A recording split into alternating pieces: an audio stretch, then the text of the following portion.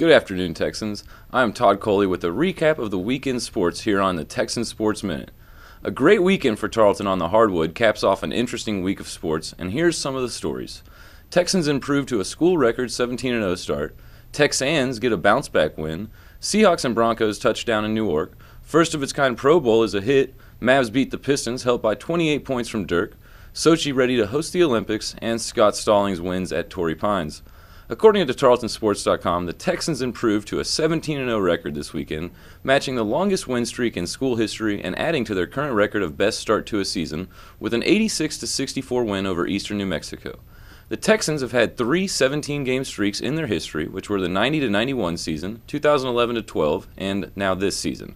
Chuck Guy had the first double-double in his career with the career-high 11 assists and 14 points, while DeAndre Upchurch had a game-high 23 points. Tayshawn Mabry had 7 rebounds for the game high in that category. The Texans shot 53.8% on the game, and for the third time they were over 50% from behind the three-point line, shooting 11 for 19, which is 57.9%.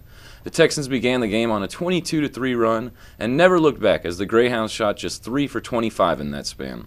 The Texans look to add to their win streak this Saturday against A&M Commerce at 7 p.m. here in Wisdom Gym. And also, TarletonSports.com reports that the Texans got a much-needed win over Eastern New Mexico, 89-71, after dropping 2 straight. Kiera Wright had an explosive scoring night, going for a career-high 39 points. The effort was the third 30-plus point game for Wright this season, and she also had a game-high 16 rebounds, which made this game the 12th double-double on the season for her. It wasn't easy for the Texans as Eastern New Mexico started the game on a 23-12 run, but the ladies recovered and took a 44-41 lead into the locker room at halftime. Barely 5 minutes into the second half, the Texans went on an 8-0 run and never looked back while widening the score difference to an eventual 18-point victory. The Texans have a busy weekend ahead of them as they will be hosting Texas A&M Commerce at 5 p.m. here and then heading to Denton for a game against Texas Women's University at 2 p.m. on Sunday. For national sports coverage, we move to the AP, and they're reporting the Broncos and Seahawks have landed in Newark and are preparing for this weekend's frigid Super Bowl. The AP has video from the two teams.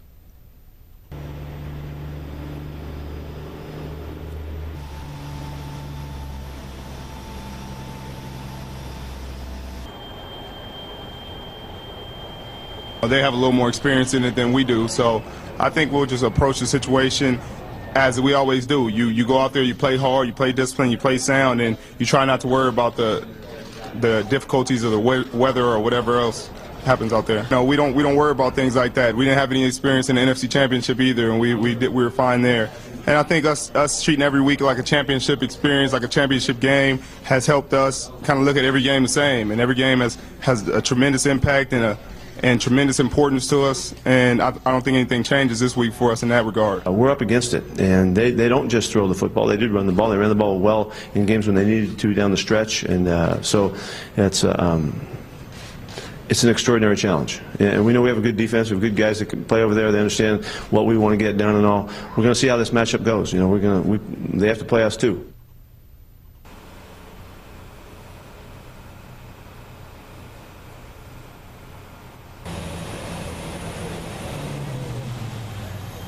I think when you still enjoy the preparation and the work part of it, I think you probably still ought to be doing that. And I think as soon as I stop enjoying it, if I can't produce, if I can't help a team, that's when I'll stop playing. If that's next year, maybe it is. But I certainly want to continue to keep playing. In 2 years, I feel like we've seen a lot as far as on-the-field situations, weather, crowd noise, you name it, with this team, and so I do feel comfortable. Eli and I have talked about playing in this stadium. I feel it was helpful to play in this stadium this season. You know, it was the first time I had a chance to play in that stadium, so it's nice when you've played in it before.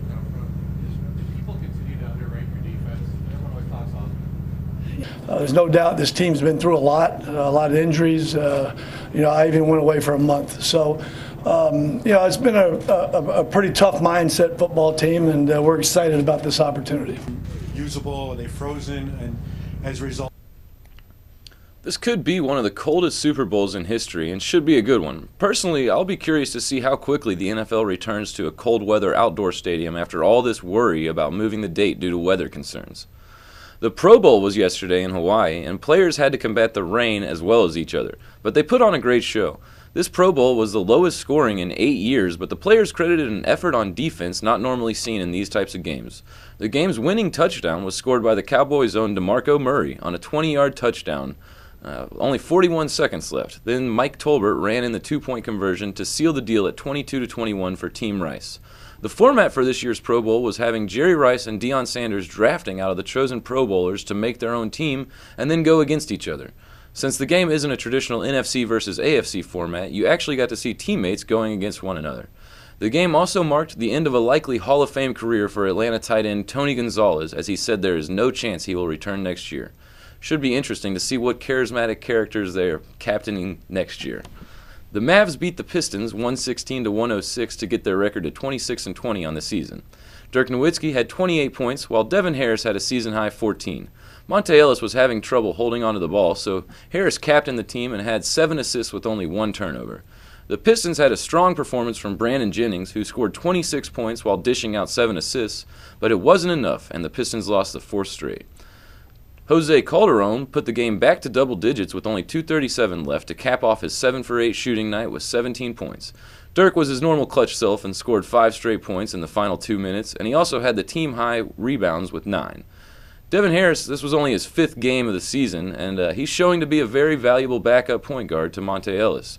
Dirk is still looking to find out if he will be going to the All-Star game as a reserve, which will be announced Thursday, but between then, the Mavs will host the in-state rival Houston Rockets on Wednesday night. We are less than 2 weeks away from the opening ceremony of the Winter Olympics in Sochi, and security remains a concern. The Russians have spent $51 billion on these Olympics, and it is supposed to put on a showcase of modern Russia, but terrorism remains one of the main headlines relating to these games. It seems people aren't even focused on the sporting aspect of the Olympics and are just looking to see if anything bad could happen, but in Sochi there are going to be 3,000 athletes going there from 80 different countries. The Russians had a poor showing last Winter Olympics and are hoping to bounce back strong in front of their home people. However, most people predict that the medal race will come down to Norway, the U.S., Canada, and Germany.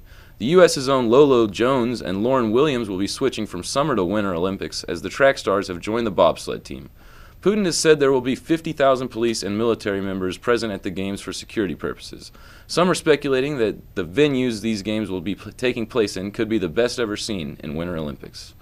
And finally, in golf news, Torrey Pines saw a new winner when Scott Stallings won the tournament yesterday. Stallings said when he was younger he wanted to be a baseball player until he saw Tiger Woods win the Masters in '97. Stallings said at the moment he quit everything and decided that he wanted to be a golfer. The career move turned out to be a pretty wise one. Pat Perez was the runner-up in the tournament, but Tiger Woods was nowhere to be seen on Sunday as he missed the 54-hole cut on Saturday. Gary Woodland had a 1-shot lead with only 2 holes left, but he saw that lead disappear after a double bogey on 17. The tournament provided plenty of drama for onlookers as it came down to the end. Well, that pretty much wraps up the Sports Minute. We had a busy week of sports, and the Super Bowl will provide more content, and a busy weekend also with Tarleton basketball. Thank you, Tarleton. I'd like to give a shout-out to Bethany Kyle and Katie Gibbs for producing this show. Everybody have a great week, and go Texans.